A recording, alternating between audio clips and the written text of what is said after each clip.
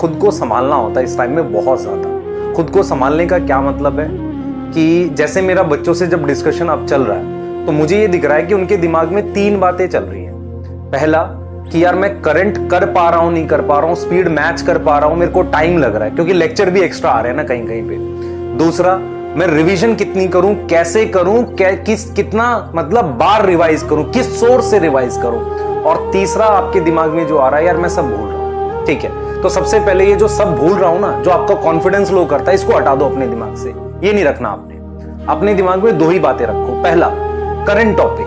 तो current topic जो 12th के टॉपिक चल रहे हैं पूरी फोर्स के साथ उसको हर हाल में कंप्लीट करना है। दूसरा, रिवीजन के लिए बेटा आपको टाइम निकालना पड़ेगा कैसे ना कैसे। ठीक है, कैसे निकाले टाइम, एक तो ये सवाल है। दूसरा, किस सोर्स से रिवाइज करें। सबसे पहला सोर्स तो बेटा आपके नोट्स होते हैं। पहले तो मैं ये क्लियर कर दूं, आपको डीपीपीस के क्वेश्चन बनाने होते हैं। मान लो आपको सारे नहीं बनाने तो पहला, तीसरा, 5वां, 7वां ऐसे बना लो।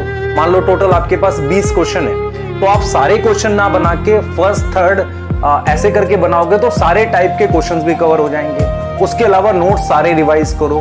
ठीक है, एनसीईआरटी को रिवाइज करने की कोशिश करो, टाइम लगेगा पर आपको देना पड़ेगा। अब अगला सवाल ये है, सर टाइम कहां से लाएं?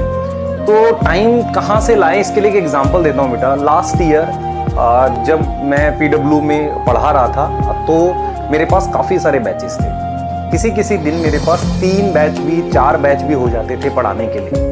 तो मैं मॉर्निंग से अपना टाइम सेट करता था एकदम लिख लिख के कि मैं इससे इतने में ये रिकॉर्ड करूंगा, फिर ये करूंगा, फिर ये करूंगा, ये करूंगा। उसमें कई बार क्या होता था, कुछ ऐसी चीजें होती थी जैसे मैंने खाना क्या किया, बहुत कम समय में खा लिया। तो आपको क्या करना पड़ेगा, मैं ये मतलब आपको ये समझाने के लिए मैं बता रहा हूँ कि यार हमें अपनी प्रायोरिटीज फिक्स करनी पड़ेगी। ये जो दिन होते हैं ना आखिरी के, इसमें आप टाइम 1 भी मिनट वेस्ट नहीं कर सकते। आपको कहीं ना कहीं से टाइम काटना पड़ेगा।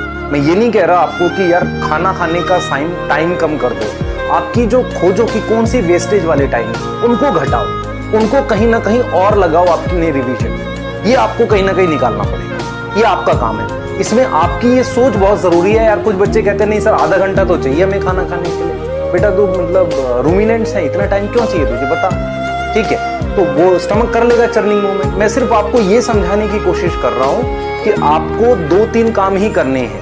अपनी कहीं पर वेस्टेज वाले टाइम को बचा लेना है, उसको रिवीजन में लगाना है। जब भी आपको थकान हो, आंख बंद करके थोड़ी देर बैठ के सोचना है। मतलब या तो दिमाग को बिल्कुल शांत कर दो या अपने गोल के बारे में ही सोचना है। उससे आपका दिमाग थोड़ा सा शांत होगा, वो कर लो। ठीक है, इस तरीके से कर लो और फिर आप अपना थोड़ा थोड़ा रिवाइज करते हुए आगे बढ़ो। करंट नहीं छूटना चाहिए। ठीक है, मैं हमेशा बिलीव करता हूं ये करंट छूटेगा फिर इसको कब रिवाइज करोगे। अपने दिमाग से ये वाला तो हटा ही दो कि आप भूल रहे हो। क्लियर है, करोगे इसे? ठीक है, बिल्कुल करना है। और फिर बेटा बहुत सारे तरीके हैं चीजों को रिवाइज करने के लिए। सोर्स आपको एक बार नोट्स को फिर से रिवाइज करने ही पड़ेंगे, चाहे किसी भी सब्जेक्ट के हैं, क्योंकि आपने उस पर टाइम लगाया, वो आपके बनाए हुए हैं, आपने खुद से मेहनत करी है उस पर, तो उसको तो रिवाइज करो एक बार। सही है? ठीक है, क्लियर है। और फिर मैं बोल रहा हूं बेटा, एक ब्रेक पॉइंट होता है जिसपे आप टूट जाते हो, आपको उस ब्रेक पॉइंट को आने नहीं देना। कुछ भी हो जाए, रेजिस्ट करना है एकदम आखिरी तक। ठीक है, अगर आप रेजिस्ट कर गए, आप लगे रहे तो रिजल्ट आते हैं, और आते हुए देखा है हमने बच्चों का।